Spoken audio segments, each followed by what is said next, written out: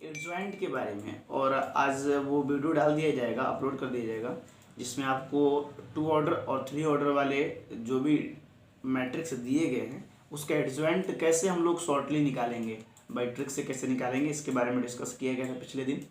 और उससे उसके कुछ प्रॉपर्टीज़ भी हम लोग देखे थे। ठीक, आज हम लोग बात करेंगे थ्योरम्स के बारे में। बहुत इम्पॉर्टेंट है, आप इसको समझेंगे तो नोट्स जो आपको पेज दिया गया है उसमें आप देखेंगे लिखा हुआ है सम थ्योरम्स। ठीक है, तो कुछ थ्योरम्स हैं, उसमें थ्योरम्स को हम लोग देखते हैं बारी बारी से। तो पहला लिखा हुआ है कि if A is N E square matrix. ठीक है, कह रहा है कि अगर ए कोई स्क्वायर मैट्रिक्स हो, ठीक है, ए कोई स्क्वायर मैट्रिक्स है, A is a square matrix. ठीक है, चलिए स्क्वायर मैट्रिक्स, तो कहता है कि then A into adjoint A. तो कहता है कि अगर स्क्वायर मैट्रिक्स है तो उस मैट्रिक्स से उसके एडजॉइंट में गुना करें या उसके एडजॉइंट से उसमें गुना करें। वो किसके बराबर होगा? तो कहता है कि उसके डिटर्मिनेंट और आइडेंटिटी मैट्रिक्स के बराबर होगा। इस थ्योरम्स को आप याद कर लें, समझ लें और प्रूफ भी देख लें। ठीक है, कुछ भारी नहीं है, समझने के लिए तो बहुत ही आसान है, लेकिन विषय वाला जो आप पढ़े हुए हैं उसका थ्योरी यहाँ पर काम पड़ेगा, इसलिए उसको आप दिमाग में रखेंगे। तो कहता है क्या क्या जी, कौन है?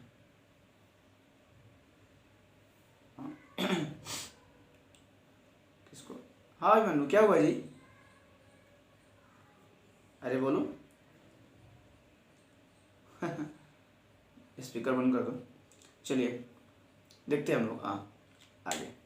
तो कहने का मतलब क्या है कि हमारा एक बहुत ही इंपॉर्टेंट थ्योरम्स है जिसमें लिखा हुआ कि अगर ए स्क्वायर मैट्रिक्स है तो उस मैट्रिक्स से उसके एडजॉइंट में गुना करें या एडजॉइंट से उसमें करें, उसका वैल्यू उसके डिटर्मिनेंट और आइडेंटिटी मैट्रिक्स के बराबर होगा।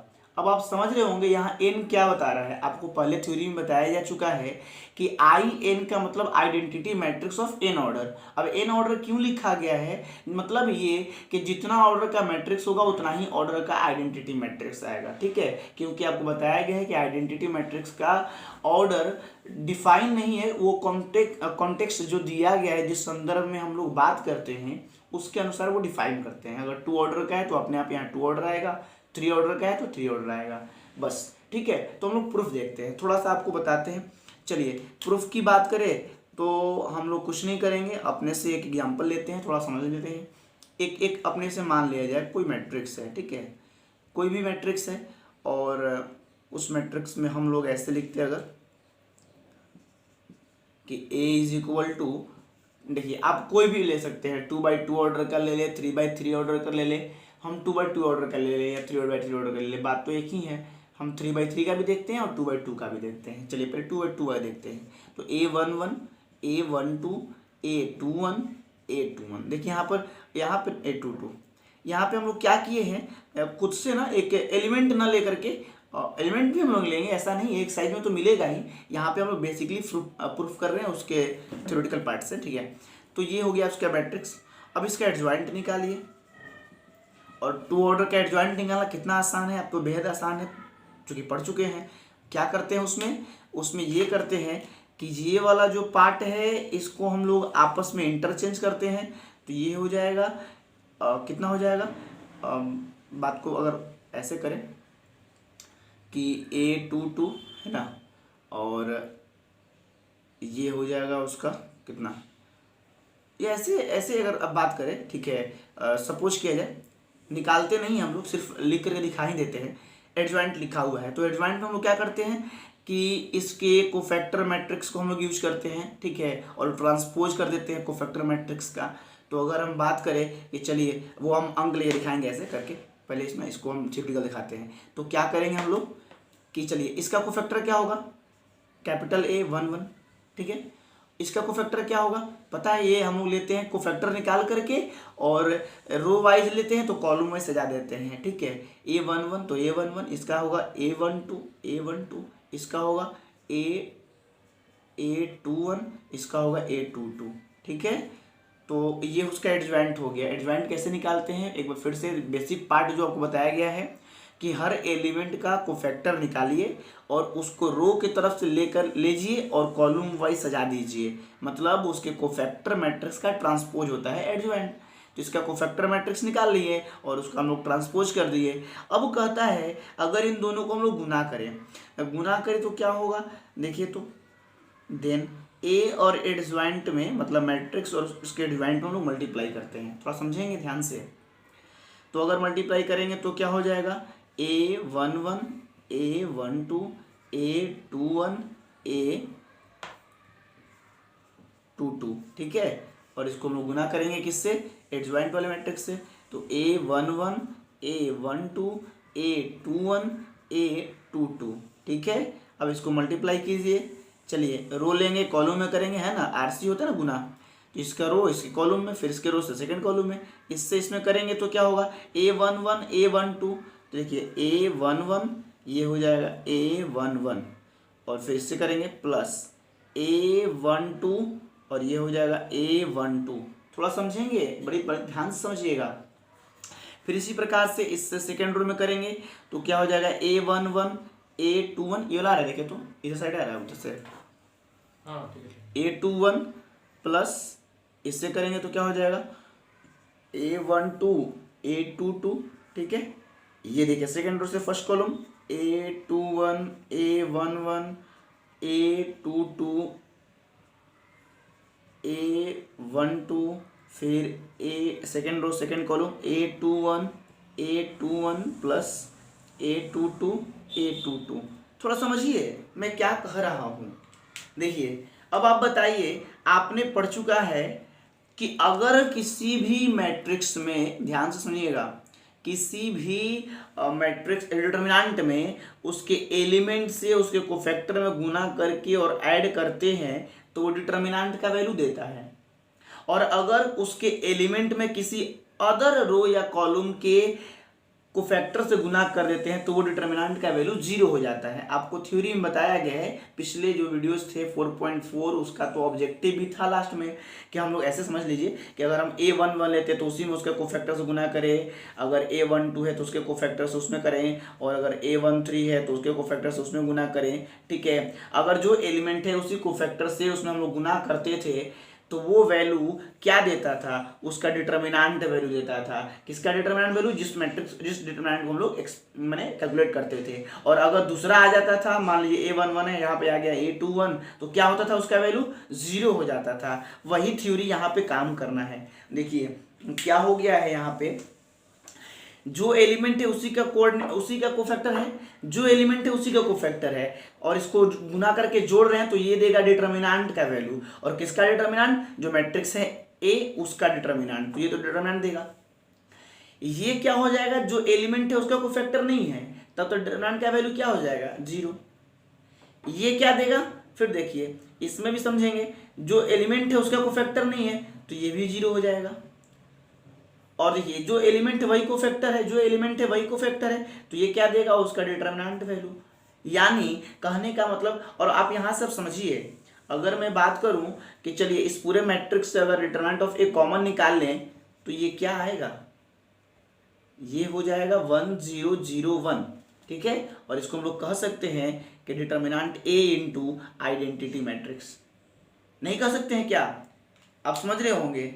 मतलब पूरी कहानी ये है कि आप पहले मैट्रिक्स लीजिए, फिर उसका एडजॉइंट निकालिए। एडजॉइंट हम लोग निकाल लिए, एडजॉइंट कैसे निकालते हैं, तो उसके कोफैक्टर को निकाल करके उसका मैट्रिक्स बनाते हैं। तो इसका कोफैक्टर मैट्रिक्स क्या होगा, आप खुद बताइए ना, इसका कोफैक्टर मैट्रिक्स क्या होगा, A11 का A11, इसका होगा A12, कैपिटल ए से डिनोट करते हैं कोफैक्टर को, इसका होगा A21 और इसका होगा A22। ये कोफैक्टर मैट्रिक्स है और इसको हम ट्रांसपोज कर देंगे तो हो जाएगा एडजॉइंट। तो ये मेरा एडजॉइंट निकल गया। अच्छा ये देखिए उसके बाद जब ये हो गया तब हम लोग क्या करते हैं, प्रूफ करते हैं। प्रूफ में आपको ये दिखाना है, तो हम लोग एलएचएस ले लिए, एलएचएस पार्ट ले करके ए से एडजॉइंट में गुना करेंगे। गुना किए तो इसको हम लिख दिए। लिखने के बाद हमें पिछले थ्योरी याद है कि जिसका एलिमेंट है उसी के कोफैक्टर से गुना करने पर उस मैट्रिक्स का डिटर्मिनेंट वैल्यू आता है, और यदि उसके एलिमेंट में किसी दूसरे रो या कॉलम के कोफैक्टर से मल्टीप्लाई करते हैं और उसके बाद जोड़ते हैं तो वो डिटर्मिनेंट का वैल्यू 0 हो जाता है। ठीक है, तो ये 0 हो गया, ये 0 हो गया, ये डिटर्मिनेंट आ गया, और फिर पूरे मैट्रिक्स से कॉमन निकल जाएगा डिटर्मिनेंट ए, तो 1 0 0 1 हो जाएगा, तो डिटर्मिनेंट ए वही रह जाएगा, और इसको हम लोग बोलेंगे आइडेंटिटी मैट्रिक्स।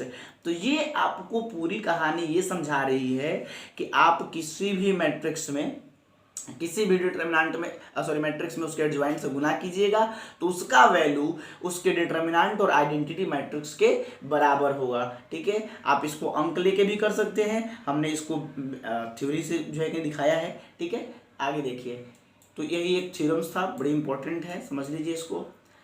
चलिए जी आगे देखेंगे।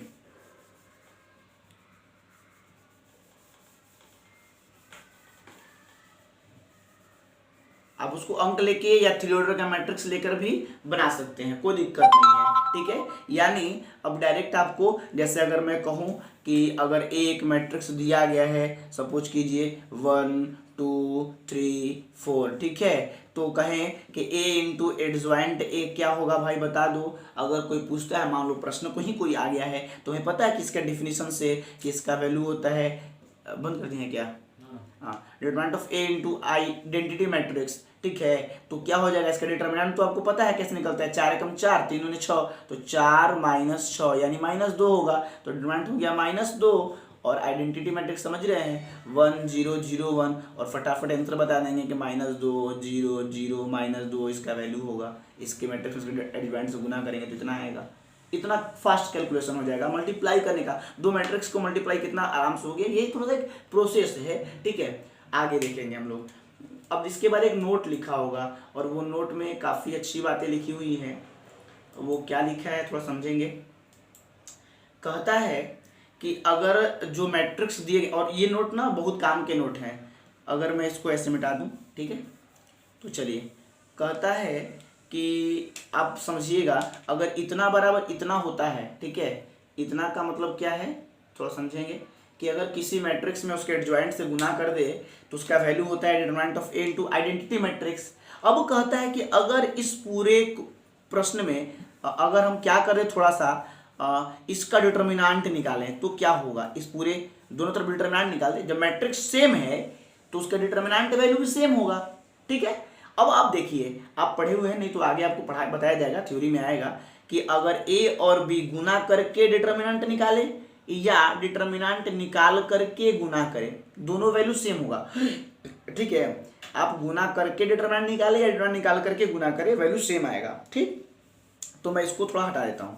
अब आप बताइए यहाँ पे से, तो अगर मैं इससे बात करूँ तो ये इस चीज़ में आप क्या कर सकते हैं थोड़ा समझेंगे।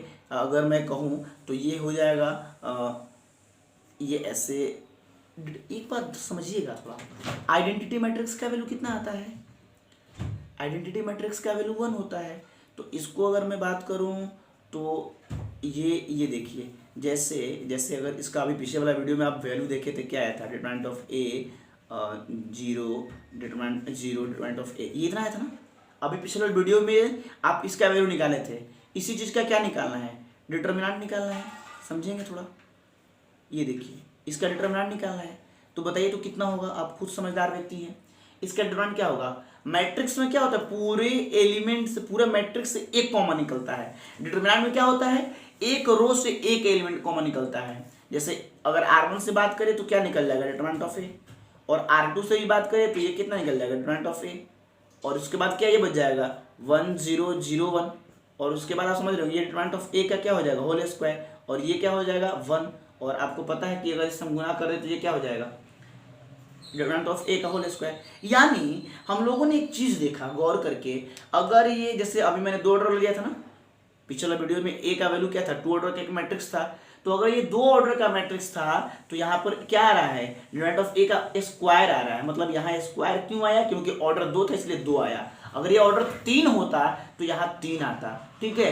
यानी इस चीज को हम ऐसे कह सकते हैं एक समरी करके, और आगे प्रूफ भी आएगा, आप चिंता ना करें, कि भाई देखो किसी मैट्रिक्स में अगर उसके एडजॉइंट से गुना करोगे तो ये तो बात पक्का है कि उसका डिटर्मिनेंट और आइडेंटिटी मैट्रिक्स के बराबर आएगा, और यदि तुम उसका डिटर्मिनेंट निकाल दोगे तब उसका वैल्यू क्या हो जाएगा कि डिटर्मिनेंट ऑफ ए, और जितना ऑर्डर का ए रहेगा उतना यहाँ पर पावर आ जाएगा, उतना यहाँ पर क्या आ जाएगा, पावर आ जाएगा। तो ये एक तुम्हारा मतलब हम ऐसे कह सकते हैं कि एक बहुत ही बढ़िया एक थ्योरी आपके पास हो गया, एक प्रूफ भी हो गया, एक फॉर्मूला भी हो गया कि इसका मान इतना के बराबर होता है। अब इसी से एक चीज और हम लोग निकाल सकते हैं, ठीक है, वो क्या है, अगर मैं बात करूं अभी से मैंने आपको बताया एक फॉर्मूला से कि इसको हम लोग तोड़ सकते हैं, determinant of A into adjoint A का डिटर्मिनेंट, मतलब गुना करके डिटर्मिनेंट निकाले या डिटर्मिनेंट निकाल करके गुना करे, वैल्यू सेम होता है। और ये देखिए determinant of A into n है, अब ये गुना वाला उधर कहाँ चला जाएगा, तो ये एडजॉइंट ए का determinant is equal to determinant of A to the power n, और ये हो जाएगा डिवाइड में, है ना। और पता है ना कि जब भी हम लोग पढ़े हुए हैं ऊपर में अगर ए का पावर एम हो, नीचे में ए का पावर एन हो, तो घातांक का नियम क्या कहता है, ए के पावर एम माइनस एन होता है, पावर को हम घटा देते हैं, तो यहाँ देखिए एन है और यहाँ पावर 1 है, तो ये कितना हो जाएगा, ये हो जाएगा determinant of A to the power n minus 1। ये ऑब्जेक्टिव में काम करेगा, ये वाला भी और ये जो अभी हम लोग निकाले कि अगर ध्यान रखिए किसी मैट्रिक्स का एडजॉइंट निकाल करके उसका डिटर्मिनेंट निकालेंगे तो उसका वैल्यू उसके डिटर्मिनेंट के n माइनस 1 पावर की क्या होगा, बराबर होगा। और n क्या है, n आपको पता है ऑर्डर है, अगर 2 ऑर्डर का है तो 2 में से 1 जाएगा, 1 आ जाएगा, और अगर ये 3 ऑर्डर का है तो 3 में से 1 गया 2 हो जाएगा। और एक बात और ध्यान रखें, एक बात और क्या ध्यान रखेंगे, अगर ये 2 ऑर्डर का है तो n का माइनस 2 होगा, और 2 जैसे ही पुट करेंगे 2 में से 1 गया 1, और 1 लिखे या ना लिखे कोई फर्क नहीं पड़ता है। तब तो अगर ये मैट्रिक्स 2 ऑर्डर का होगा तो उसका एडजॉइंट का डिटर्मिनेंट और उसका डिटर्मिनेंट आपस में क्या होगा, बराबर होगा, अगर n इज इक्वल टू क्या हो, अगर n इज इक्वल टू 2 हो जाए, ठीक है। इसको भी आप लोग बड़ी ध्यान से याद रखेंगे, समझेंगे, ठीक है। थोड़ा इसका एक फोटो ले लीजिए, ठीक है, ताकि इन लोगों को भेज दिया जाएगा, ताकि सबको एक बार फिर से नोट में डाल देगा कहीं अगर मान ली छूटा हुआ होगा तो, ठीक है। चलिए जी, नेक्स्ट हम लोग आगे बात करते हैं, थोड़ा पॉज कर दीजिएगा, आगे समझते हैं, मिटा लेते हैं, ठीक है, कोई दिक्कत नहीं। यहाँ पे इतनी मैट्रिक्स बहुत ही इंपॉर्टेंट, टिक मार लेंगे, इसका नाम है सिंगुलर मैट्रिक्स। और देखिए नाम हिंदी और इंग्लिश में थोड़ा बड़ा कॉम्बिनेशन अच्छा सा है, इसको हिंदी में कहता है अव्युत्क्रमणीय, समझ गए, अव्युत्क्रमणीय आव्यूह, ठीक है, अव्युत्क्रमणीय। पहले मैं बात करता हूँ थोड़ा इंग्लिश वाले से, ठीक है, उसके बाद में बात करूंगा डिस्कस करके इंग्लिश वाले वर्ड पे।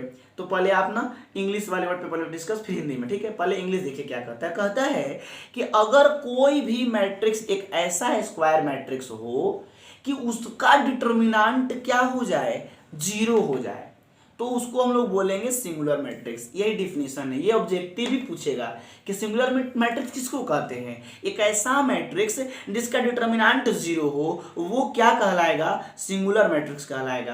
कोई दिक्कत नहीं। अच्छा, अब इसी में अगर हम कह दे कि तब नॉन सिंगुलर किसको कहेंगे, नॉन सिंगुलर मैट्रिक्स किसको कहेंगे भाई, ये बताइए। तो आप समझ जा चुके होंगे, और इसको हिंदी में कहते हैं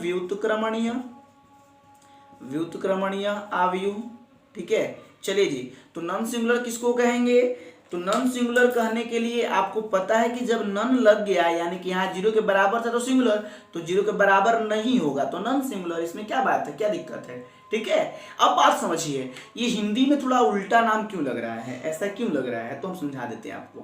पहले से तो आपको ये पता होगा, एक मैं कब से फॉर्मूला डिस्कस कर रहा हूँ कि ए का इनवर्स निकालने के लिए फॉर्मूला हम लोग यूज करेंगे, आगे प्रूफ भी आएगा, आ ही चुका है, बहुत नजदीक है, उसको बात करेंगे हम लोग। ये फॉर्मूला होता है। अब आप खुद बताइए, अगर डिटर्मिनेंट का वैल्यू 0 रखेंगे तो ए इनवर्स निकलेगा, नहीं निकलेगा, क्योंकि बटा में 0 हो जाएगा, और किसी के भी बटा में 0 हो जाए तो वो इनफिनाइट हो जाता है ना, अनंत हो जाता है, वो खत्म, तो उसको हम लोग क्या बोलेंगे, उसका इनवर्स ही नहीं निकलेगा, इसलिए उसको हम लोग क्या बोलेंगे, अव्युत्क्रमणीय। उसका व्युत्क्रम निकालना संभव नहीं है। ठीक है, इसीलिए इसका नाम पड़ गया अव्युत्क्रमणीय। और अगर इसकी बात करें, अगर डिटर्मिनेंट 0 के बराबर नहीं है, इसका मतलब कोई अंक होगा, और कोई भी अंक होगा तो उसका इनवर्स निकल जा चुकेगा, और अगर इनवर्स निकलेगा तो वो व्युत्क्रमणीय अवयव है। कोई दिक्कत नहीं है। चलिए, बात पूरी समझ में आ गई ऑब्जेक्टिव के नजरिए से भी, और आगे बहुत सारा काम भी है इस पे। दोनों तरीके से आप याद रखेंगे। 0 हो जाएगा डिटर्मिनेंट तो सिंगुलर, 0 नहीं होगा तो नॉन सिंगुलर। ठीक है, चलिए नेक्स्ट टॉपिक बात करेंगे। एक एग्जांपल देख लेते हैं थोड़ा सा। जैसे अगर मैं बात करूं कि अगर कोई मैट्रिक्स दिया गया है आपको 1 0 3 5, ठीक है, बताइए सिंगुलर मैट्रिक्स है एक नॉन सिंगुलर मैट्रिक्स है। गुना करें, डिटरमिनेंट निकाल देंगे। इसका डिटरमिनेंट कैसे निकालते हैं? ऐसे 1 0 3 5, ये डिटरमिनेंट निकल रहा है ना, तो 5 1 जब 5 - 0 5, चूंकि इसका वैल्यू 0 के बराबर नहीं है, इसलिए ए क्या है? ए इज अ क्या कहलाएगा? Non singular matrix. ठीक है, ए एक नॉन सिंगुलर मैट्रिक्स है। अगर 0 आ जाएगा तो ये क्या हो जाएगा? सिंगुलर मैट्रिक्स हो जाएगा। कोई दिक्कत नहीं है। आगे देखते हैं, नेक्स्ट बात करते हैं हम लोग। नोट में आपको लिखा हुआ है एक चीज, देखिए अभी मैंने जिसके बारे में डिस्कस किया वही चीज वहां पे लिखा हुआ है कि अगर ए और बी दो मैट्रिक्स है, ठीक है, अगर ए और बी दो मैट्रिक्स हैं, तो कहता है अगर सेम ऑर्डर का है तो उसके गुना करके आप डिटर्मिनेंट निकालें, या डिटर्मिनेंट निकाल करके गुना करें। अभी आपको थोड़ा देर पहले मैंने इसका यूज करके भी दिखाया था, लेकिन यहाँ प्रूफ कह रहा है कि आप प्रूफ करके इसको दिखाइए, तो हम लोग प्रूफ भी देखेंगे बाय एग्जाम्पल, इसको हम प्रूफ करेंगे, कोई दिक्कत नहीं है। चलिए जी, तो क्या करेंगे, पहले अपने से एक मैट्रिक्स ले लेते हैं फटाफट जल्दी से। एक मैट्रिक्स ले लीजिए, ए इज इक्वल टू 1 2 3 4, ठीक है, और एक बी ले लीजिए, बी मैट्रिक्स ले लेते हैं, और ये भी लेते हैं 3 4 2 6, कुछ भी ले लीजिए, कोई दिक्कत नहीं है। चलिए फटाफट जल्दी से, पहले क्या करना है? गुना करना है। ए इंटू बी निकालेंगे हम लोग, है ना।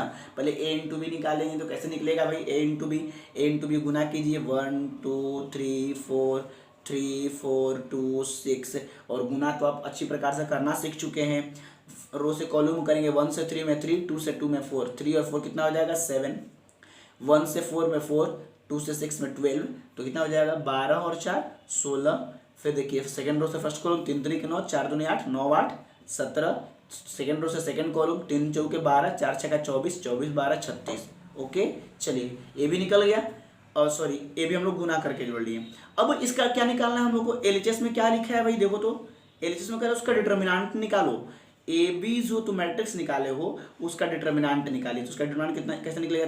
7 गुना 16, 17 गुना 36। ठीक है, अब देखिए आपको मैं बार बार कहता हूँ कि भाई आप लोग कम से कम 40 तक टेबल याद रखें अगर कैलकुलेशन को फास्ट करना है तो। ठीक है, अगर वहां तक याद रहेगा तो आप बेहद आसानी तरीके से बनाएंगे। चलिए मैं बात करता हूँ इसके बारे में। तो 36 में 7 से गुना करेंगे, 252, ठीक है, 252 माइनस, अब 16 में 17 से करना, देखिए बहुत आसान है। इसको हम 16 मान लीजिए 16 में 17 से जैसे आपको बताइए 16 गुना 5 का मतलब क्या होता है? 16 गुना 5 का मतलब 16 को 5 बार जोड़ना। ठीक है, तो 16 85 कह देते हैं, जोड़ नहीं करते हम गुना कर देते। ऐसे ही 16 को 17 बार गुना करना है, यानी कि 16 को और 16 बार करेंगे तो पता है कि 256 होता है, सबको याद है 16 का स्क्वायर।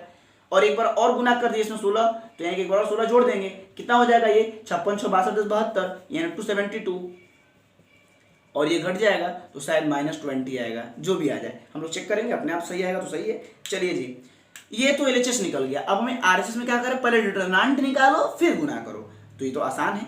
एक का डिटर्मिनेंट कैसे निकलेगा? 4 में 1 से करेंगे 4, 3 दूने 6, 4 - 6 यानी -2।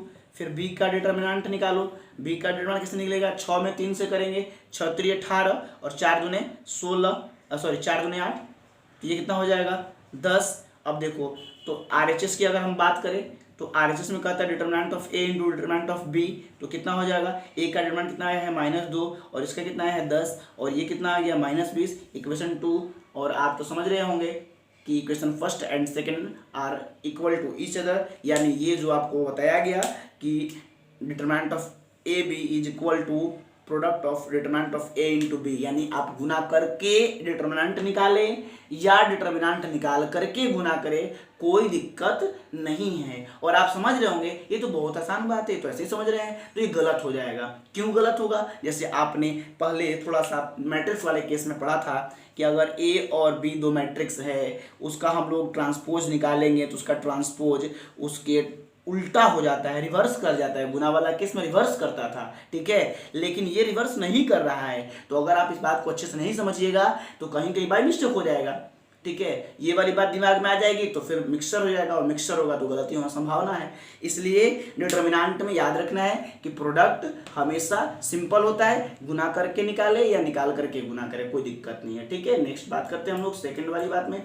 चलिए जी, ये देखिए क्या कहता है, ये आपको नोट नंबर 2 में कहता है कि अगर ए और बी नॉन सिंगुलर मैट्रिक्स है of same order, then both A B and B A are non singular matrix of the same order. देखिए ये बहुत ही आसान बात है, अगर हम नहीं मिटाते तो इसी को समझा देते, लेकिन अब मिटा चुके हैं इसलिए थोड़ा सा इसको फिर से देखेंगे। कहता है कि अगर ए और बी दो मैट्रिक्स अगर दिए गए हैं 1 2 3 4, या इसको भी लिख सकते हैं 2 3 4 5, दो मैट्रिक्स दिए गए हैं, ठीक है। कहता है कि अगर ये दोनों नॉन सिंगुलर हैं, नॉन सिंगुलर मतलब इस दोनों का डिटरमिनेंट 0 के बराबर नहीं हो, इसका डिटरमिनेंट कितना होगा भाई? देखो तो 4 एकम 4, 3 दूनी 6, 4 माइनस 6 अभी तो निकाले थे -2, ये डिटरमिनेंट 0 के बराबर नहीं है, यानी डिटरमिनेंट ऑफ ए, यानी ए क्या है? एक नॉन सिंगुलर मैट्रिक्स है, A is a non singular, ठीक है, नॉन सिंगुलर, ठीक है। चलिए, और इसके बारे में बात करें तो इसका भी डिटरमिनेंट निकालेंगे तो 5 दूने 10, 4 3 12, इसका भी माइनस हो जाएगा -2,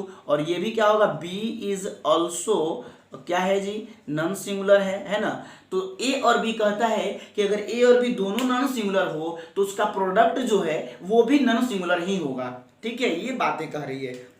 तो चेक कर लिया जाए, ए और बी में गुना कर लो पहले, 1 2 3 4, ये हो जाएगा 2 3 4 5, गुना करो, रो से कॉलम में 1 से 2 में 2, 2 से 4 में 8, 8 और 2 10, इसे करेंगे 3, ये 5 दूने 10 और 3 13, 3 3 9, 3 दूने 6, 4 चौका 16, 16 और 6 22, ये हो जाएगा 3 3 9, 5 चौका 20, 20 और 9 29। अब इसको गुना करेंगे, 29 में 10 से करेंगे 290, इसको करेंगे, देखिए 22 से 13 में करना है तो 22 दाम में 220, अब 22 या 66, 220 और 66 कितना होगा? आप समझदार व्यक्ति हैं, 220 और 66 286 हो जाएगा, और घटा देंगे तो 4, और ये भी 0 के बराबर नहीं आ रहा है, यानी ए बी इज ऑल्सो क्या?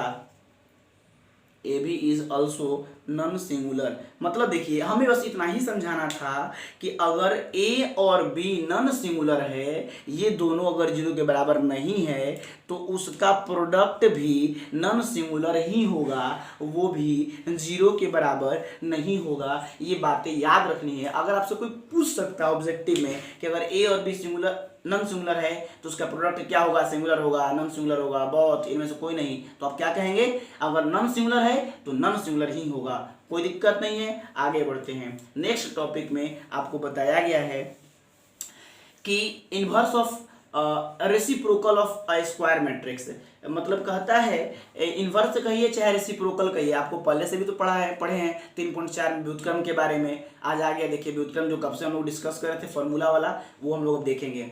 तो क्या कहता है यहाँ पे, आप इनवर्स कहें या रेसिप्रोकल कहें, दोनों नाम एक ही है। इनवर्स का मतलब भी व्युत्क्रम और रेसिप्रोकल का मतलब भी होता है व्युत्क्रम, ठीक है।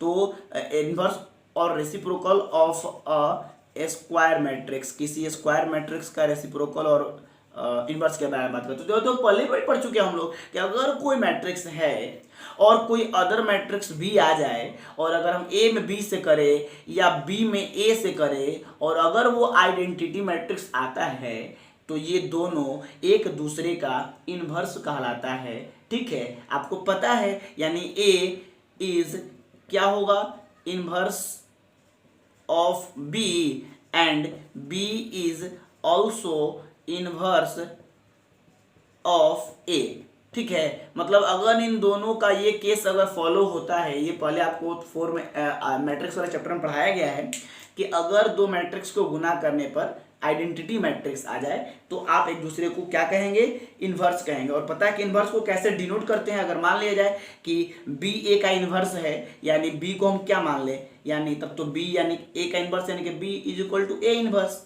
ठीक है, b is equal to A inverse. और इस चीज को हम ऐसे भी लिख सकते हैं कि तब तो a इंटू ए इनवर्स या a inverse into a is equal to identity matrix. कोई दिक्कत है? कोई दिक्कत नहीं है, पता है पहले से ही मैट्रिक्स इनवर्स से उस मैट्रिक्स में करेंगे तो आइडेंटिटी मैट्रिक्स आता है, ये तो पहले से फॉर्मूला भी था और ये बात तो सबको पता ही है, एक बार केवल रिकॉल करा रहा है। चलिए नेक्स्ट टॉपिक है existence of the inverse. Existence of inverse का मतलब क्या है, वही जो मैंने आपको अभी थोड़ा देर पहले थ्योरी में बताया था कि नाम उसका व्युत्क्रमणीय या अव्युत्क्रमणीय, सिंगुलर और नॉन सिंगुलर क्यों नाम पड़ा, तो उसी के बारे में बताता है। कहता है कि the inverse of square matrix A exists if का मतलब यदि और केवल यदि, आई डबल एफ है, ठीक है, A is non singular matrix. भाई देखो मैंने अभी बताया कि इनवर्स तभी निकलेगा जब इसका डिटर्मिनेंट 0 के बराबर नहीं हो, यानी ये नॉन सिंगुलर मैट्रिक्स जो होता है उसी का इनवर्स होता है। यही बात आपको यहाँ पर बता रहा है, ठीक है। जो मैट्रिक्स नॉन सिंगुलर नहीं है उसका इनवर्स नहीं होता है, ठीक है, कोई दिक्कत नहीं है, सबको पता है इस बारे में। चलिए, और यहीं से एक फार्मूला डिराइव होगा, फार्मूला भी हम लोग देखेंगे। बस आप इतना बात ध्यान रखिए कि भाई कभी भी ध्यान रखेंगे, किसी भी मैट्रिक्स का अगर इन्वर्स निकालना है तो चेक कर लेना है, अगर वो नॉन सिंगुलर है आप उसका डिटर्मिनेंट निकाल लो, अगर वो 0 के बराबर नहीं आ रहा है तभी हम लोग इन्वर्स निकालते हैं। अच्छा, मैट्रिक वाले चैप्टर में एक चीज़ और हम लोग देखे थे, जब हम लोग एलिमेंट्री ऑपरेशन यूज करते थे और अगर करते करते किसी भी रो या कॉलम में एलएचएस के क्या आ जाए 0 0 0 हो जाता था, पूरा एलिमेंट 0, तो भी उसका डिटरमिनेंट नहीं निकलता, इनवर्स नहीं निकलता था, यानी वो भी नॉन सिंगुलर मैट्रिक्स ही था, सिंगुलर मैट्रिक्स था, ठीक है। यानी अगर किसी एक रो में 0 0 हो जाएगा तो उसका वैल्यू निकालेंगे तो क्या होगा, 0 होगा, उसका डिटरमिनेंट वैल्यू 0 होगा, और जब वैल्यू 0 हो जाएगा तो ये नॉन सिंगुलर मैट्रिक्स नहीं है, सिंगुलर मैट्रिक्स है, और सिंगुलर मैट्रिक्स का इनवर्स डज नॉट एग्जिस्ट, ठीक है। हमेशा इनवर्स होना कब होगा, जब उसका वैल्यू डिटर्मिनेंट का 0 के बराबर नहीं होगा, तभी उसका इनवर्स एग्जिस्ट करेगा, यानी नॉन सिंगुलर का इनवर्स होता है, सिंगुलर का इनवर्स नहीं होता है। क्यों, आगे आप इसका फॉर्मूला भी देखेंगे इसके आधार पे। दूसरी बात याद रखेंगे, हमेशा क्वेश्चन देगा कि अगर कोई मैट्रिक्स इन्वर्टिबल है उसका इनवर्स निकल सकता है, बंद कर दीजिएगा थोड़ा सा, रुक गया, पूरा थ्योरी देख के ही चलेंगे हम लोग, खत्म ही हो जाएगा, कोई दिक्कत नहीं है। हाँ, तो मैं डिस्कस कर रहा था कि थोड़ा इन्वर्स वाला फॉर्मूला कहाँ से आया था, ठीक है, वो फॉर्मूला डिराइव देख लेते हैं हम लोग, फिर आगे बहुत सारे थ्योरम्स हैं उसको भी हम लोग डिस्कस करेंगे। ओके, चलिए बात करते हैं। ये बताइए, अभी स्टार्टिंग आज जहाँ से हम लोग स्टार्ट किए हैं क्लास, वहाँ पे एक बहुत इंपॉर्टेंट थ्योरम्स हमको बताए हैं, बस वो थ्योरम्स यदि याद है तो आप बना सकते हैं। देखिए, जैसे मैंने लिखा था ना कि किसी मैट्रिक्स में उसके एडजॉइंट से गुना करने पर क्या होता है, आपको पहले से पता है कि अगर किसी मैट्रिक्स में उसके एडजॉइंट से गुना करेंगे या उसके एडजॉइंट में उसके मैट्रिक्स से गुना करेंगे तो उसका वैल्यू उसके डिटर्मिनेंट और आइडेंटिटी मैट्रिक्स के बराबर आता है। आज के फर्स्ट क्लास में जैसे हम लोग स्टार्ट किए हैं वीडियो, वहाँ पे ये बात बताई गई थी, पहला थ्योरम, और मैंने कहा था कि बहुत इंपॉर्टेंट है। अब आप यहीं से देखिए, फॉर्मूला में डिराइव कर रहा हूँ। ओके, देखिए ए के जगह पे ए तो रहेगा, और ये एक बात समझिए थोड़ा सा, ये तीनों बराबर है, अगर मैं इन दोनों को लूं या इन दोनों को लूं या तीनों में ही लूं कोई दिक्कत नहीं है। तो अगर मैं ना डिटरमिनेंट ए से सब जगह भाग कर दूं, पता है ना, गुना करेंगे सब में करेंगे, भाग करेंगे सब में करेंगे, तो क्या हो जाएगा, यहाँ देखेंगे ए इंटू एडजॉइंट ए, ठीक है, सब में ना हम डिटरमिनेंट ए से भाग दे देते हैं, है ना, दोनों तरफ या तीनों तरफ जो भी कहिए, सब जगह हम लोग डिटरमिनेंट ए से क्या करते हैं, डिवाइड कर देते हैं, ठीक है। जैसे ही डिवाइड करेंगे ये तो कट जाएगा, बाकी सब जगह रह जाएगा ना।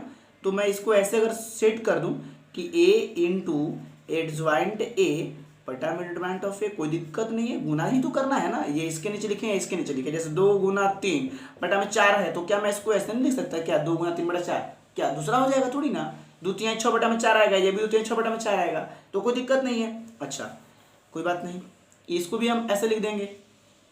और मैं क्यों लिख रहा हूँ इसका कारण मैं बताऊंगा, ऐसा नहीं थोड़ी है। ये देखिए, और यहाँ पे क्या बचेगा, आइडेंटिटी मैट्रिक्स। अब आप याद करो, अभी अभी जो मैंने इसके पहले इन्वर्स के बारे में डिस्कस क्यों किया, जब वो पढ़ाई हो चुकी थी मैट्रिक्स वाले में, उसको यहाँ बताने के पीछे एक कारण था। जो भी होता है ना, लिंकिंग है।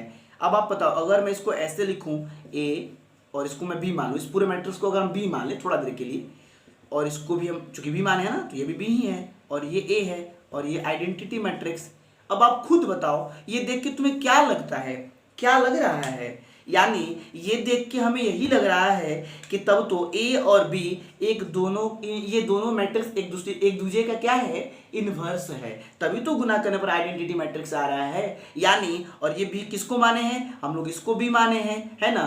तब तो यानी कि बी इज इक्वल टू क्या है, एडज्वाइंट ऑफ ए बटा में डिटर्मिनेंट ऑफ ए, है ना? देख लो, अगर दो मैट्रिक्स को गुना करने पर आइडेंटिटी आता है तो पीछे का डिफिनेशन अभी आपने देखा, वो दोनों एक दूसरे का इन्वर्स होता है। यानी ए बी का है और बी ए का है। अच्छा, बी इसको माने हैं और बी ए का इन्वर्स है, तब तो हम इसको अब नए एक बात लिख सकते हैं कि यानी इसलिए बी क्या है, ए का इन्वर्स है, तो इसको हम ए इन्वर्स लिखेंगे। और ए इन्वर्स का एक फॉर्मूला आ गया जिसको आप बेहद कितने दिनों से इंतजार करते थे। इसको हम ऐसे लिख सकते हैं क्या, ए बटा में determinant of A into adjoint A. अरे गुना करोगे एक में तो यही आ जाएगा। इसको हम ऐसे लिखने का एक तरीका बना दिए, क्योंकि ये मैट्रिक्स है और ये डिटरमिनेंट है, मैट्रिक्स में डिटरमिनेंट से भाग लगा देंगे और आपका आ जाएगा इन्वर्स। और ये है शॉर्ट मेथड, या इसको आप कह सकते हैं फॉर्मूला। और ये फॉर्मूला से आप किसी भी मैट्रिक्स का इन्वर्स इजी वे में फाइंड कर सकते हैं। ठीक है, इतने दिनों से इसी चीज के बारे में आप डिस्कस कर रहे थे विस्तार से। तो अब मैं एक एग्जांपल लेकर के आपको दिखा दूं थोड़ा, फिर मैं आगे बढ़ूंगा। ओके, चलिए, कोई बात नहीं है, हम लोग आगे देखते हैं थोड़ा समझने के लिए। मैं इसमें मिटा दूं ना, कोई दिक्कत है? कहाँ से आया, कैसे आया, कुछ नहीं करना है भाई मेरे। देखो, डिटरमिनेंट ए से ना सब जगह डिवाइड कर दो, बस ये सब कट जाएगा, ये रह जाएगा, उसको डिटरमिनेंट के नीचे लगा दो। अब ये ए है, ये तो ये भी हो जाएगा। अगर इसको हम इसको बी बोले तो इसको ए बोलेंगे। और पता है कि गुना करने पर अगर आइडेंटिटी आता है तो भाई ये दोनों एक दूसरे का क्या होगा, इन्वर्स होगा। यानी बी ए का इन्वर्स है तो बी ए का इन्वर्स है, और उसको हम लोग एडवेंट ए बटा में इन्वर्स डिटरमिनेंट ऑफ ए बोले हैं। इसको थोड़ा सा सेट कर दिए और ये बन गया फॉर्मूला, और इससे हम लोग करेंगे कैलकुलेशन। ठीक है, ओके, चलिए अब हम लोग देखते हैं ना आगे एक एग्जांपल लेकर के। अब एडजॉइंट इन्वर्स निकालना कितना बेहद आसान है। चलिए, तो अगर मैं कोई आपको दे देता हूँ, दो ऑर्डर का कोई मैट्रिक्स दे देता हूँ, ठीक है? तो दो ऑर्डर का अगर मैट्रिक्स है 2 3 4 5, ठीक है? और आपको मैं कहता हूँ कि इसका इन्वर्स फाइंड कीजिए। अब आप क्या करना है, एलिमेंट्री ऑपरेशन अगर कहेगा तो एलिमेंट्री ऑपरेशन से करेंगे 3.4 की सहायता से। अगर नहीं कहता है तब हम लोग क्या करेंगे, तब उस कंडीशन में हम लोग अपना कोई फॉर्मूला भी यूज कर सकते, निकाल सकते हैं। तो फॉर्मूला में सबसे पहले आपको क्या चाहिए, डिटरमिनेंट चाहिए। इसका डिटरमिनेंट निकाल दो भाई जल्दी से। चलो, इसका डिटरमिनेंट निकालो। इसका डिटरमिनेंट तो सबको पता है, 5 से 2 में करेंगे 10, 4 में 3 से करेंगे 12, और 10 में 12 गया -2, डिटरमिनेंट तो आ गया। डिटरमिनेंट आ गया, अब इसका क्या निकालो, एडज्वाइंट निकालो फटाफट। और एडज्वाइंट कैसे निकालते हैं, दो ऑर्डर का तो कहना ही नहीं है तुम्हें, कैसे निकलता है, इसको इंटरचेंज करते हैं, यानी ये 5 हो जाएगा, ये 2 हो जाएगा, है ना? और इसको साइन चेंज करते हैं, ये +4 है तो -4, ये +3 है तो -3, और आगे एडज्वाइंट। और जब एडज्वाइंट और डिटरमिनेंट आ गया तो फॉर्मूला तुम्हारे सामने है। ठीक है, A inverse is equal to A बटा में determinant of A into adjoint A. Okay, और ये देखो ये क्या हो जाएगा, एक डिटरमिनेंट ऑफ ए कितना आया है -2, और एडज्वाइंट कितना है आपका 5 -3 -4 2। ठीक है, अब देखो ये -2 बटा में ना समय भाग लगा दो अंदर, इसका क्या हो जाएगा -5 बटा में 2, ये हो जाएगा 3 बटा में 2, ये हो जाएगा 2, क्योंकि 2 से 4 कट जाएगा 2 बार में, और ये हो जाएगा 2 से 2 कट जाएगा 1 -1। अब देखो, अब थोड़ा सा तुम ना इसको घर पे ना एलिमेंट्री ऑपरेशन से निकालना और देखना कितना लंबा जा रहा है ना, 3-4 स्टेप जाएगा, और ये कुछ नहीं करना पड़ा, इजी वे में ना कैलकुलेट हो गया और हमारा इनवर्स भी निकल गया, कोई दिक्कत नहीं है। चलिए आगे बात करते हैं। आगे आप देखेंगे नोट आपके सामने है, नोट के बारे में डिस्कस करेंगे, इसको डिलीट कर देते हैं, ठीक है, कोई दिक्कत नहीं है। ओके, चलिए तो अब हम लोग बात करेंगे ना नोट के बारे में, थोड़ा सा जल्दी देखेंगे हम लोग।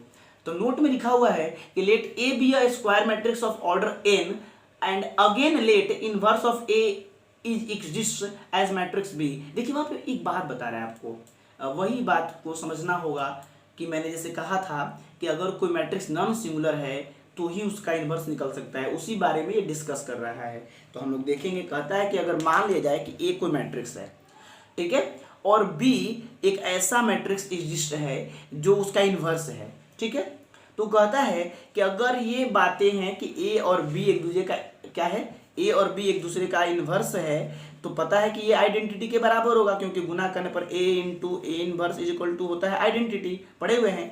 तो कहने का मतलब है कि अगर किसी मैट्रिक्स में उसके अगर किसी मैट्रिक्स में उसके इन्वर्स से गुना करते तो आइडेंटिटी मैट्रिक्स आता है। अब ये कहता है कि ये तभी पॉसिबल है केवल और केवल जब ए एक नॉन सिंगुलर हो। जो मैंने पीछे बोला था उसको यहाँ प्रूफ करके दिखाना, मैंने एग्जांपल दिखा देता, थोड़ा सा इसको थ्योरेटिकली दिखा रहे हैं हम लोग। चलिए, तो अगर मैं बात करूं उसको दिखाने के तो कैसे करेंगे, देखिए दोनों तरफ आप इसका डिटरमिनेंट निकालें तो क्या हो जाएगा। अभी आपको बताया गया कि गुना करके डिटरमिनेंट निकाले या डिटरमिनेंट निकाल करके गुना करे, बात तो सेम है। और आइडेंटिटी मैट्रिक्स का डिटरमिनेंट हमेशा पता है कि एक होता है। आप देख लो, ये आइडेंटिटी मैट्रिक्स है 1 0 0 1 और इसका डिटरमिनेंट होगा 1 0 0 1 और इसका 1 1 1 0 0 0, ये हो जाएगा 1 - 0 = 1। आइडेंटिटी मैट्रिक्स को इसीलिए हम लोग कहीं कहीं यूनिट मैट्रिक्स भी बोलते हैं। क्यों? क्योंकि उसका डिटरमिनेंट 1 होता है। अब आप तुम ही बताओ, मैं नहीं बोलूंगा, अब तुम ही बताओ, अगर दो अंक में गुना करने पर एक आ रहा है तो क्या उसमें से कोई भी अंक 0 होगा क्या? क्योंकि पता ना कि दोनों में से कोई भी एक अगर 0 हो जाए, किसी का भी वैल्यू 0 हो जाएगा तो गुना करने पर वह एक नहीं आएगा, 0 तो ही है, 0 आ जाएगा। यानी इन दोनों को गुना करने पर एक आ रहा है। इससे ये प्रूफ हो रहा है कि न तो डिटरमिनेंट ए का वैल्यू 0 है और न तो डिटरमिनेंट बी का वैल्यू 0 है। यानी ए 0 के बराबर नहीं है उसका डिटरमिनेंट वैल्यू, यानी पक्का ए क्या होगा, एक नॉन सिंगुलर मैट्रिक्स होगा। क्योंकि जैसे ही ये सिंगुलर होता तो इसका वैल्यू 0 हो जाता और 0 से गुना करने पर ये 0 हो जाता, इसका कभी भी इन्वर्स नहीं निकलता। इससे एक बात स्पष्ट है, एक कंडीशन दे दिया कि भाई कोई भी मैट्रिक्स को इन्वर्स निकालना है तो उसको हमेशा नॉन सिंगुलर होना बेहद जरूरी है। ठीक है, यही बात कर रहा था कि यदि और केवल यदि अगर इसका डिटरमिनेंट वैल्यू 0 नहीं होगा, ये नॉन सिंगुलर होगा, तभी वो इन्वर्स निकल सकता है या उसका इन्वर्स पॉसिबल है। ठीक है, कोई दिक्कत नहीं है। चलिए, अब आगे जो टॉपिक है उसका नाम है, अब ये अंतिम ही चल रहा है, 4.5 का ये खत्म हो जाएगा, फिर हम लोग नेक्स्ट 4.6 के लिए अगले दिन पढ़ेंगे। इसमें क्या लिख रहा है, some theorems on inverse of matrices. अब जो इनवर्स ऑफ मैट्रिक्स हम लोग पढ़ चुके हैं ना, अब उसके आधार पर कुछ प्रमेय हैं, कुछ थ्योरम्स हैं, हम उसको देखेंगे। ठीक है, चलिए बारी बारी से देखते हैं। पहला थ्योरम आपको लिखा है कैंसिलेशन लॉ, नोट्स आपके पास है। ठीक है, अगर किसी को परेशानी हो तो मैं फिर से नोट्स भेज दूंगा, उसको आप देख सकते हैं। ठीक है, मैं भेज ही दूंगा, आप लोग एक बार मिला लेंगे। अगर कोई लिख लिया है तो, नहीं लिखा है तो लिख लेगा, टेलीग्राम वाले ग्रुप में हम डाल देंगे उसको। चलिए, फर्स्ट थ्योरम में क्या लिखा है, कैंसिलेशन लॉ, उसको कटान का नियम भी बोलते हैं हम लोग, कैंसिलेशन लॉ, कैंसिलेशन लॉ। ठीक है, चलिए जी, इसको हम लोग करते हैं कटान का नियम, कटान का नियम। ओके, चलिए जी बात करते हैं। कहता है कि देखो भाई, अगर A B C 3 square matrix हैं सेम ऑर्डर के और इस प्रकार से हैं कि A B is equal to A C है, ठीक है, और ए अगर नॉन सिंगुलर मैट्रिक्स है, ठीक है, तो कहता है कि तब तो बी और सी आपस में क्या होंगे, बराबर होंगे। इसमें देखिए ये बता रहा है कि अगर ए बी सी 3 मैट्रिक्स हैं, स्क्वायर मैट्रिक्स हैं, सेम ऑर्डर के मैट्रिक्स हैं और ए नॉन सिंगुलर मैट्रिक्स है, क्योंकि पता है कि सिंगुलर होगा तो 0 और 0 से गुना करने पर काम खत्म। क्योंकि अब देखो b का मान कुछ भी रहे, अगर इसका मान 0 हो जाएगा, मान लो इसका मान 5 है, इसका मान 0 है और इसका मान 4 है, इसका मान 0 है, तो भी ये क्या हो जाएगा, तो 0 ये भी 0 तो बराबर हो जाएगा। तो उस कंडीशन में b और c बराबर नहीं होंगे। यानी कि अब कहने का मतलब a अगर 0 हो जाए तो b और c का बराबर होना जरूरी नहीं है। ठीक है, क्योंकि कुछ भी रहेगा तो वो गुना करने पर 0 ही हो जाएगा। इसीलिए इसमें कह रहा है कि देखो भाई, अगर ए नॉन सिंगुलर मैट्रिक्स हो, नॉन सिंगुलर का मतलब वो अगर 0 के बराबर नहीं है तो पक्का कोई अंक होगा, और कोई अंक है और उससे अगर बी में गुना करे और उसी अंक से सी में भी गुना करे और वो दोनों आपस में बराबर हो रहा है, तब तो फिक्स है कि बी और सी आपस में बराबर होंगे। ठीक है, क्यों? और ये देखो दोनों लेफ्ट साइड है ना, तो इसको हम लोग बोलेंगे लेफ्ट कैंसिलेशन लॉ। और यही दोनों अगर मान लो राइट वाला कैंसिल हो जाए, कैंसिल तो कट जाना, जैसे ए से ए कट जाएगा, ऐसे मान के चलो, इसको हम बोलते हैं कैंसिलेशन लॉ। कटना नहीं है, कैसे कटता हूँ दिखाएंगे। कहने का मतलब क्या है, कैंसिलेशन में दो राह में, एक लेफ्ट कैंसिलेशन एक राइट कैंसिलेशन। जैसे प्रोडक्ट में दो होते हैं, एक लेफ्ट प्री प्रोडक्ट करते हैं प्री मल्टीप्लाई और एक पोस्ट मल्टीप्लाई, ठीक है, एक पहले एक बाद में। ऐसे यहाँ पर कटान में भी दो नियम है, एक लेफ्ट एक राइट। लेफ्ट वाला कैंसिल होता है तो लेफ्ट कैंसिलेशन ला, राइट वाला कैंसिल होगा तो राइट कैंसिलेशन ला। कैसे कैंसिल होता है इसके बारे में बात करते हैं, चलिए। और ये कैंसिल कैसे बराबर हो जा रहा है, तो कहने का मतलब है, थोड़ा देर के लिए मान लेते हैं अगर ए नॉन सिंगुलर मैट्रिक्स है तो उसका इन्वर्स एग्जिस्ट करेगा, पता है। अगर नॉन सिंगुलर है तो उसका इन्वर्स होगा ही होगा, कुछ ना कुछ तो होगा। अब आगे कहता है कि देखो भाई, अकॉर्डिंग टू क्वेश्चन आपके सामने है A B equal to A C, है ना। और अब अगर इसका इन्वर्स एग्जिस्ट है तो दोनों तरफ इन्वर्स से ना इसको प्री मल्टीप्लीकेशन कीजिए।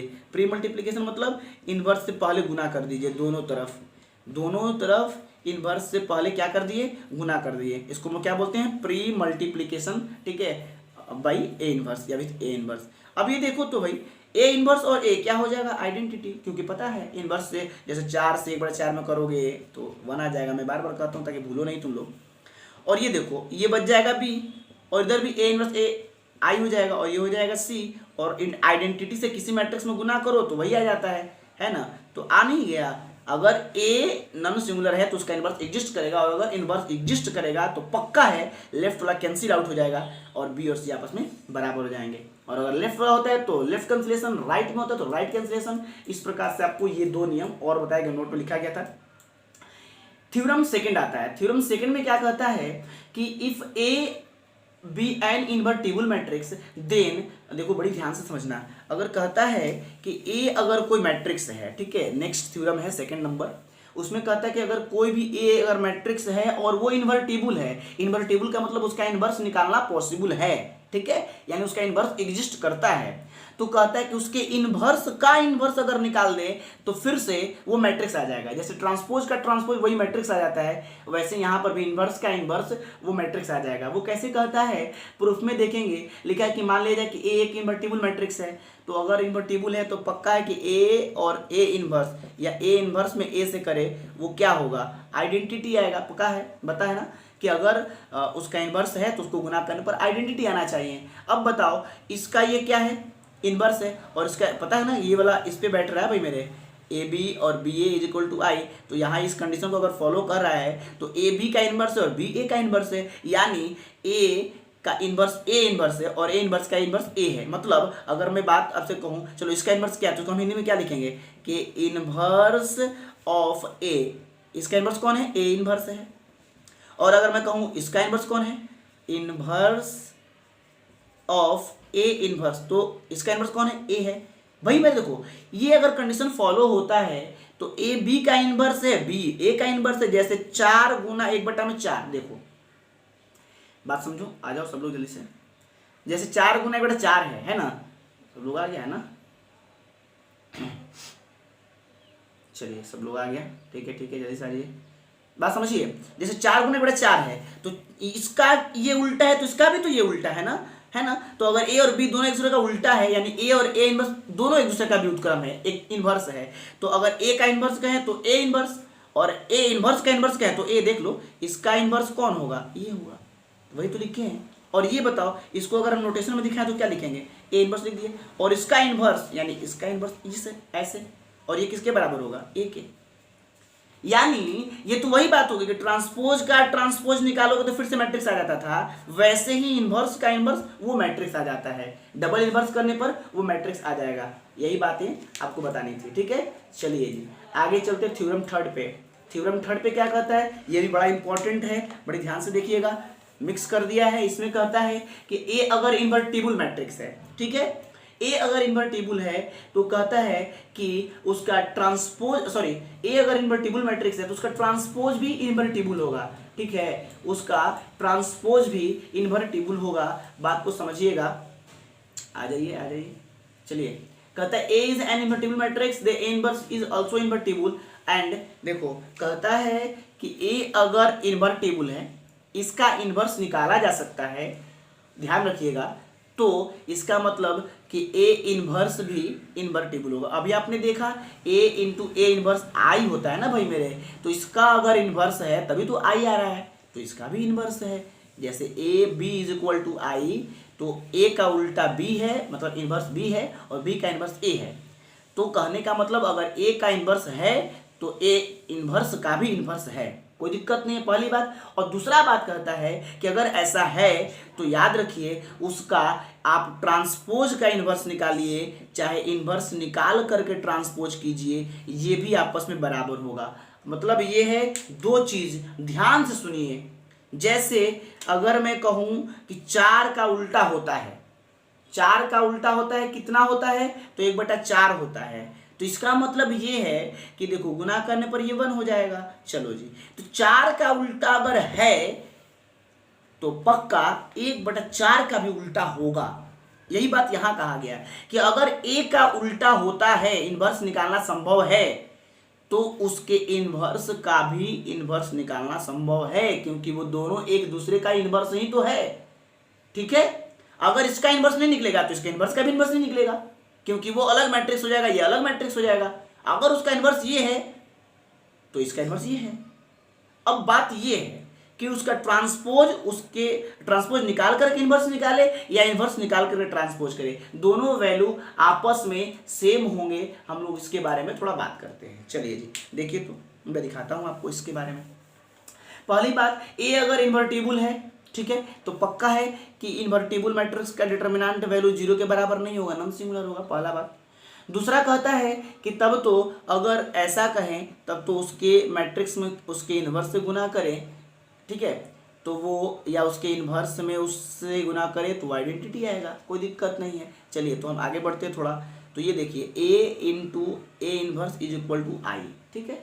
अच्छा, अगर मैं तुमसे कहूँ कि चलो भाई मैं दोनों तरफ ना ट्रांसपोज ले लेता हूँ, तो दोनों तरफ ट्रांसपोज ऐसे लिखेंगे, है ना, कोई दिक्कत नहीं है। दिक्कत आगे आओ भाई। अच्छा, अब तुम्हें बताया गया है, अभी अभी मैंने बताया था रिवर्स रूल, गुना करके ट्रांसपोज निकालो या निकाल करके गुना करो तो ये उल्टा हो जाता है ना, उल्टा हो जाता है। तो यहाँ देखो तो दो मैट्रिक्स है, एक ये एक ये, गुना करके ट्रांसपोज निकाले या उल्टा करके ट्रांसपोज निकाल करके गुना करे, वैल्यू सेम आएगा रिवर्स रूल से। तो इसका क्या हो जाएगा, पहले ये आ जाएगा ए इन्वर्स का ट्रांसपोज और फिर ए का ट्रांसपोज, ठीक है। और ये आइडेंटिटी का ट्रांसपोज तो आइडेंटिटी होता है, पता है ना, 1 0 0 1, इसका ट्रांसपोज निकालो तो फिर से क्या हो जाएगा, इसका रो लोगे तो कॉलम, अब कॉलम लोगे तो लो, फिर से वही आ जाएगा। आइडेंटिटी का ट्रांसपोज आइडेंटिटी होता है, ठीक है, याद रखेंगे, आइडेंटिटी का ट्रांसपोज आइडेंटिटी होता है। इसका भी फोटो ले लीजिएगा, ठीक है। चलिए जी, ये कोई दिक्कत नहीं है। अभी देखिए, अभी रुक जाइएगा, हो जाने दीजिए, चलिए बाद में करता हूँ। तो मुझे क्या कहना था आपसे कि भाई देखो, मैं कह रहा था कि आप ट्रांसपोज निकाल करके इन्वर्स निकाले या इन्वर्स निकाल करके ट्रांसपोज करें, दोनों बातें सेम है, ठीक है। अब आप देखो इन दोनों के बारे में थोड़ा बात करो ना भाई। ये दोनों गुना करने पर अगर आई आ रहा है तो दोनों एक दूसरे का उल्टा है, यानी दोनों एक दूसरे का उल्टा है। इसका मतलब कि इसका ये इन्वर्स है और इसका ये इन्वर्स है। तो मैं अगर हिंदी में लिखूं, अंग्रेजी में लिखूं, इन्वर्स ऑफ ट्रांसपोज ऑफ ए, इसका इन्वर्स कौन है, तो क्या होगा, ये होगा, है ना। और इसको अगर मैं लिटरेचर में फिर से लिख दूं सिंबॉलिकली तो क्या होगा, ये ए डैश है और इन्वर्स का मतलब ऐसे, और ये देखिए इधर क्या है, ऐसे। और इन दोनों को देखकर आप समझ सकते हैं कि ये प्रूव करना था कि ट्रांसपोज निकाल करके इन्वर्स निकाले या इन्वर्स निकाल करके ट्रांसपोज निकाले, ये दोनों एक दूसरे के बराबर होंगे। बोलिए आप लोगों को कोई दिक्कत, कोई कष्ट, कोई परेशानी, कोई दिक्कत नहीं है। चलिए जी आगे बढ़ते हैं। अगला है, इसको ले लीजिए, थोड़ा फोटो ले लीजिएगा, ठीक है, हो गया। हाँ। चलिए जी जल्दी से हम लोग आगे बढ़ते हैं। नेक्स्ट बात करता है थ्योरम 4 पे कि अगर ए इन्वर्टिबल सिमेट्रिक मैट्रिक्स है तो उसका इन्वर्स भी सिमेट्रिक होगा। देखो भाई, अभी अभी आपने पढ़ा कि अगर मैट्रिक्स सिमेट्रिक है तो उसका एडजॉइंट भी सिमेट्रिक, अगर मैट्रिक्स सिमेट्रिक है तो उसका इन्वर्स भी सिमेट्रिक होगा, ठीक है। अब देखो कैसे, थोड़ा इसको भी देख लो, कोई दिक्कत नहीं है। अभी अभी बोला गया कि ए एक सिमेट्रिक मैट्रिक्स है, थोड़ा समझ लो, ए सिमेट्रिक मैट्रिक्स है तो उसका ट्रांसपोज उसके बराबर होगा। तो कहता है कि अगर वो सिमेट्रिक है तो उसका इन्वर्स भी सिमेट्रिक होगा। तो चलो निकालो उसका इन्वर्स भी सिमेट्रिक होगा। और सिमेट्रिक कैसे चेक करते हैं बताओ, बार बार मैं कहता हूं कि जब भी सिमेट्रिक चेक करना है तो उसका ट्रांसपोज निकालो। मैं निकालता हूं, आगे बढ़ो। चलो तो ये बताओ, इसके ट्रांसपोज निकालते हैं और वो अगर इसके बराबर आ जाए तो हम कहेंगे कि सिमेट्रिक है। चलिए जी, तो ये अभी अभी आपने प्रूफ किया है कि आप इनवर्स निकाल करके ट्रांसपोज निकालें या ट्रांसपोज निकाल करके इनवर्स निकालें, कोई दिक्कत है? कोई दिक्कत नहीं है। अभी अभी आपने पढ़ा है इनवर्स निकाल करके ट्रांसपोज या ट्रांसपोज निकाल करके इनवर्स, दोनों एक दूसरे के बराबर होते हैं। आगे आइए और ये देखिए उसका ट्रांसपोज तो उसके बराबर है क्योंकि वो सिमेट्रिक दिया हुआ है, तब तो ये किसके बराबर होगा? ए के, और ये क्या आ जाएगा? A inverse. अब आप देखो तो थोड़ा, यानी उसका ट्रांसपोज उसके बराबर है ना, इस मैट्रिक्स का ट्रांसपोज इस मैट्रिक्स के बराबर है। यानी अगर किसी का ट्रांसपोज उसके बराबर आ जाए तो हम उसको क्या बोलते हैं? Symmetric matrix. बात आ गई समझ में कि अगर मैट्रिक्स सिमेट्रिक है तो उसका इनवर्स भी सिमेट्रिक होगा, ठीक है। और अगर उसका मैट्रिक्स नॉन सिमेट्रिक है, मतलब स्क्यू सिमेट्रिक है, तो उसका इनवर्स भी स्क्यू सिमेट्रिक होगा, ठीक है। यानी उसके मैट्रिक्स के सिमेट्रिक या स्क्यू सिमेट्रिक होने के पीछे किसका कारण है? उसके ट्रांसपोज का। समझ गए? कोई दिक्कत नहीं है, ठीक है। चलिए जी, ये दोनों चीजें आपको लिखा होगा कि अगला में देखिए वही है बात कि अगर सिमेट्रिक है तो उसका इनवर्स भी सिमेट्रिक होगा, अगर वो स्क्यू सिमेट्रिक है तो उसका इनवर्स भी स्क्यू सिमेट्रिक होगा। यही थी थ्योरम 4। थ्योरम 5 के बारे में बात करते हैं, थोड़ा इसको भी देख लेंगे आप लोग। कहता है थ्योरम 5 में कि every skew symmetric matrix is odd symmetric matrix, every symmetric matrix of odd order is singular. ये एक बहुत इंपॉर्टेंट है।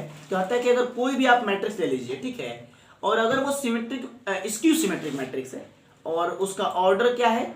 ऑड है, मतलब 3/3 का है, 5/5 का है, कोई भी अगर स्क्वायर मैट्रिक्स ऑड ऑर्डर का है, ऑड समझ रहे, विषम संख्या, उसके रो और कॉलम विषम नंबर में है और वो स्क्यू सिमेट्रिक है, तो कहता है कि वो हमेशा सिंगुलर होगा। कैसे होगा तो बात करते हैं। चलिए जी, बहुत इंपॉर्टेंट है। पहला बात कि ए अगर स्क्यू सिमेट्रिक है तो स्क्यू सिमेट्रिक है तब तो उसका ट्रांसपोज उसके नेगेटिव के बराबर होगा, पहला केस, पहला चीज।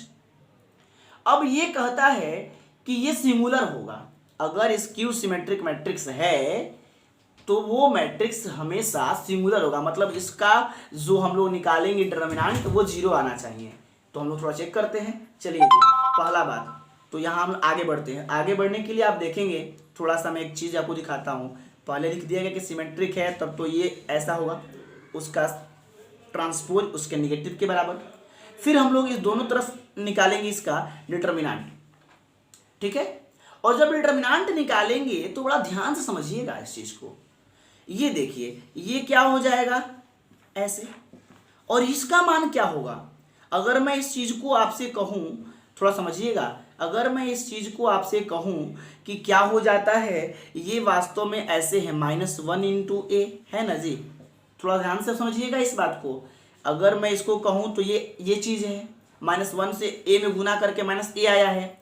और आप अब बताओ ना भाई मेरे कि ये -1 को अगर हम k बोले तो आपने पढ़ा एक फॉर्मूला पीछे में कि अगर किसी मैट्रिक्स में k से गुना करके डिटरमिनेंट निकाले या उसके डिटरमिनेंट में k के पावर n से गुना करें, वो दोनों बराबर होता है। और n क्या था? ऑर्डर था, ऑर्डर था ना। ये चीज़ें आपको याद होगा। इस कंडीशन से यहाँ मैं क्या लिखूँ ये बताओ। ये k का मान है तो ये आ जाएगा -1 k का मान, और n का मतलब ऑर्डर, और ये हो जाएगा डिटरमिनेंट ऑफ a। ये चीज़ें कहाँ से आया? ये आपको पहले से बताया गया है कि आप गुना किसी मैट्रिक्स में k से करके उसका डिटरमिनेंट निकालते हैं तो उसका वैल्यू k के power n into determinant of a के बराबर हो जाता है। उस फॉर्मूला से ये बातें हुई, बड़ी समझिएगा ध्यान से भाई मेरे। कोई बात नहीं है। -a का मतलब था कि a में -1 से गुना किया गया है, और -1 एक प्रकार से k है, एक स्केलर है, और उससे जब भी गुना करते हैं तो उसका वैल्यू इतना के बराबर होता है। अब यहाँ पर n क्या है? ऑर्डर है। जितना ऑर्डर का होगा उतना बार ये होगा, ठीक है, क्योंकि डिटरमिनेंट में उतना रो से एक रो से एक कॉलम निकलता है। थोड़ा समझिए। अब आप बताइए खुद ही एक चीज कि अगर ये पावर और n क्या है पता नहीं, n इज ऑड है, क्योंकि मैंने कहा ना कि ये symmetric matrix skew symmetric odd order का है। ऑड ऑर्डर का मतलब 3 बार, 5 बार, 7 बार, ठीक है। तो अगर ये n का मान अगर ऑड हो जाए, एक विषम संख्या, तो -1 का पावर क्या हो जाएगा? माइनस होगा, पता है ना। -1 का पावर अगर सम हो तो ये प्लस होगा, और -1 का पावर अगर विषम हो, ऑड हो, तो ये माइनस में आंसर देगा। यानी -1 का पावर n, अगर n ऑड है तो माइनस का साइन रह जाएगा, ठीक है। अब आप समझिए थोड़ा, माइनस का साइन रह जाएगा। आगे आइए और ये बताइए, आपको ये भी बताया गया है कि ट्रांसपोज का डिटर्मिनेंट और उसका डिटर्मिनेंट आपस में बराबर होते हैं। देख लो 1 3 4 5 इसका निकालो या इसका ट्रांसपोज कर दो 1 3 4 5। देखो ये मैट्रिक्स है, ये उसका ट्रांसपोज है, दोनों का ही डिटर्मिनेंट। इसका डिटर्मिनेंट 5 एकम 5 -12 -7 आएगा, इसका भी निकालोगे 5 एकम 5 -12 -7 आएगा। यानी कि आपको पहले से बताया गया है कि किसी मैट्रिक्स और उसका ट्रांसपोज का डिटर्मिनेंट आपस में बराबर होता है, ठीक है। यानी ए डैश को हम क्या लिख देंगे, ए का डिटर्मिनेंट, क्योंकि बराबर होता है। और ये देख लो, ये तुमको क्या बता रहा है, अब ये इधर जब आएगा तो determinant of A plus determinant of A is equal to 0, और एगो और एगो दो गो determinant of A is equal to 0, और ये दो गुना वाला कहाँ चला जाएगा, बटा में। तो determinant of A is equal to 0 के बटा में कुछ भी आएगा तो क्या हो जाएगा 0। और ये तुम्हारी बातें थी जो हमें प्रूफ करनी थी, जो थ्योरम में आपको पूछा गया था कि अगर, समझ लीजिए, अगर कोई स्क्यू सिमेट्रिक मैट्रिक्स है, ऑड ऑर्डर का, ऑर्डर उसका ऑड हो, ध्यान रखिएगा, तो उसका डिटर्मिनेंट जो है वो 0 होगा, मतलब वो हमेशा सिंगुलर मैट्रिक्स होगा। ये पूरा कहानी ये थी। ये आपको पूछ सकता है ऑब्जेक्टिव में भी कि स्क्यू सिमेट्रिक मैट्रिक्स अगर ऑड ऑर्डर का है तो पक्का वो सिंगुलर मैट्रिक्स होगा, मतलब उसका डिटर्मिनेंट 0 होगा। कोई दिक्कत नहीं है। चलिए जी आगे देखते हैं।